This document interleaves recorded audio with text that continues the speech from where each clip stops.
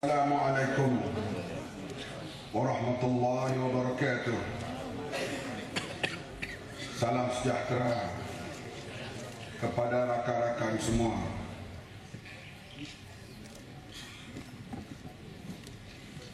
Dr. Burhanuddin Al-Hilmi,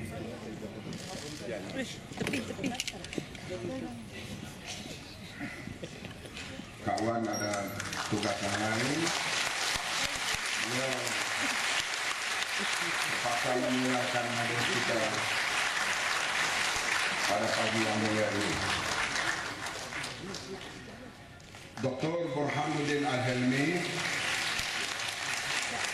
pejuang kemerdekaan Malaya dan Malaysia, dia selalu mengungkapkan kata-kata yang menjadi bahan sebutan rakyat Malaysia. Kalau roboh kota Melaka, papan di Jawa saya hanyutkan. Kalau sungguh bagai dikata, nyawa dan badan saya serahkan. Bila ada ura-ura dia nak ditahan di bawah ISA, dia kata tangan saya haram digari bawah ISA. Maka keluarlah kata-katanya, dari hidup bercerminkan bangkai, lebih baik mati berkandungkan tanah. Itulah dia Syahid Ibrahim Libya.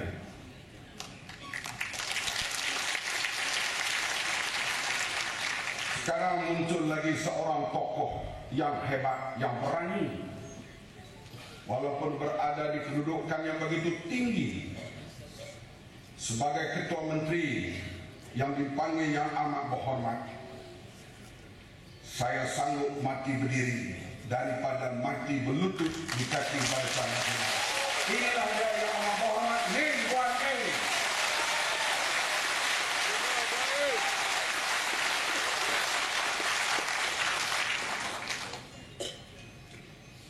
Orang yang berani mengeluarkan kata-kata itu artinya dia yakin dengan perjuangannya, dia yakin dengan kedudukannya. Saya sebagai kawan lama yang juga abang, saya amat berbangga mempunyai seorang pemimpin yang begini sikapnya dalam menghadapi suasana kemelut yang berlaku sekarang ini. Sudah menjadi lumrah di Malaysia ini, bila pemerintah hadapi masalah, sokongan rakyat berkurangan, isu perkauman dan agama dimainkan. Ianya berlaku 13 Mei yang dulu, sehingga membawa Lim Kit Siang di bawah tahanan ISA. Isu perkauman dimainkan begitu hebat, dan sikit sebanyak UMNO dan Perikatan kemudiannya BN berjaya mengekalkan pemerintahan mereka selepas itu. Bila mereka hadapi masalah, isu perkauman dimainkan. Sekarang mereka tahu, anak-anak muda, rakyat semakin sedar, Malaysia sudah berada dalam hostage. Malaysia dalam tahanan sekarang. Warta berita di Australia, di Indonesia, di negara-negara lain semua mempermainkan Malaysia. Malu kita nak dengar bila hal rasuah dan penyelewengan didedahkan di akhbar ataupun televisyen radio di luar negara. Di Australia, radio mereka bila sebut the government of Malaysia, dia pura-pura belakang, sorry, the most corrupt government of Malaysia. Ini Radio Australia mempermainkan Malaysia. Saya bulan lepas ke UK, pegawai immigration nak cop pasport. Dia kata, you from Malaysia? Saya kata, yes. What happened to your country? Your country going to bankrupt. Last time your country is very good. Pegawai custom, bukan MP, bukan menteri. Image Malaysia seperti Eropah.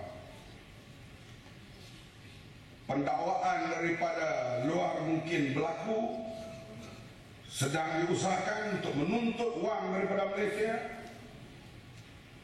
Keadaan politik yang tidak stabil,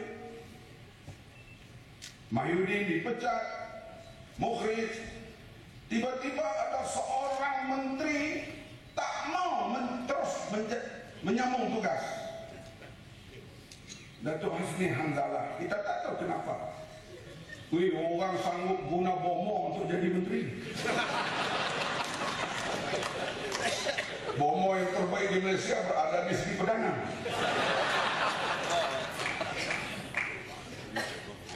Guna bomo nak dapat jawatan bintang menteri, dia sanggup tinggalkan karena dia sebut, saya tak sanggup lagi hipokrit.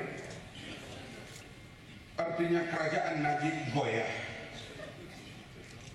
Bagaimana nak selamatkan keadaan? Cara lama juga dimain. Kali ini perkauman dan agama. Orkestra pun bermula dengan Kafir Harbi, DAP Kafir Harbi. Satu ungkapan yang cukup berbahaya pandangan orang awam. Kafir Harbi ini boleh diperangi dan wanita-wanitanya boleh dijadikan slave, seperti golongan ISIS takfiri membuat kepada kaum Yazidi di Iraq sekarang, yang baru dibebaskan oleh tentera Iraq. Pahaman ini amat berbahaya ditiupkan dalam suasana ini. Tak sampai 2 minggu kemudian, Ketua Kafir Harbi didakwa di mahkamah. Bagi saya ini bukan satu perkara biasa. Ia disusun untuk jadi begitu, untuk memerangkap rakyat Malaysia hal perkauman dan keagamaan. Saya memberi amaran kepada Najib, jangan kamu jebakkan Malaysia ke arah seperti yang berlaku di Timur Tengah. We want peace.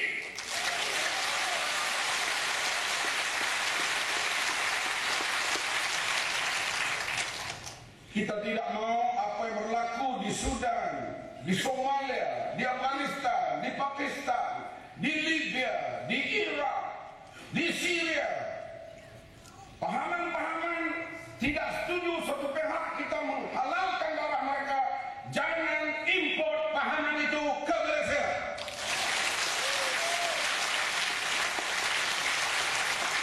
Pihak cawangan khas polis kena kerja baik sikit, kena faham masalah konflik di dunia ini.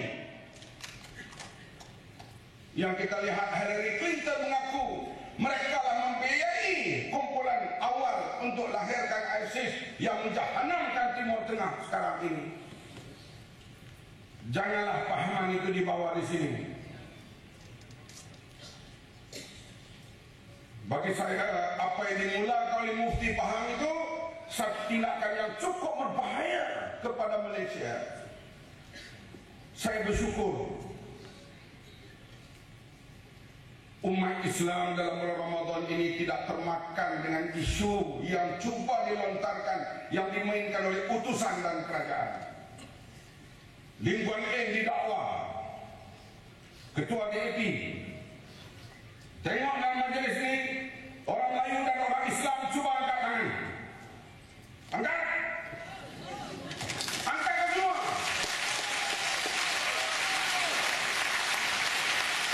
Artinya, saudara dan umat Islam di Malaysia tidak termakan dengan propaganda jahat UMNO barisan Islam.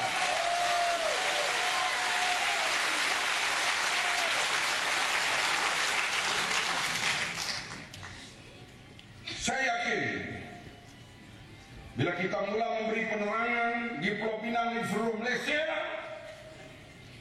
isu perkauman dan keagamaan yang cuba memerangkap rakyat Malaysia ini tidak berhasil, dan pilihan raya akan datang Barisan Nasional tumbang di Malaysia, insyaAllah.